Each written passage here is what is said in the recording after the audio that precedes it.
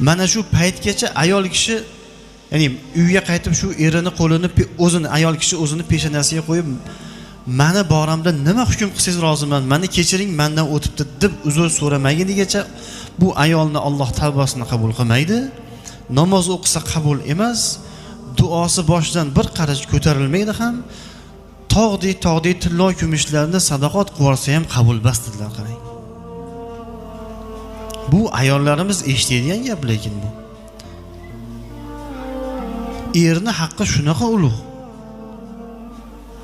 O'zini otasidan da kerak bo'lsa ziyoda qilib hurmat qilsin.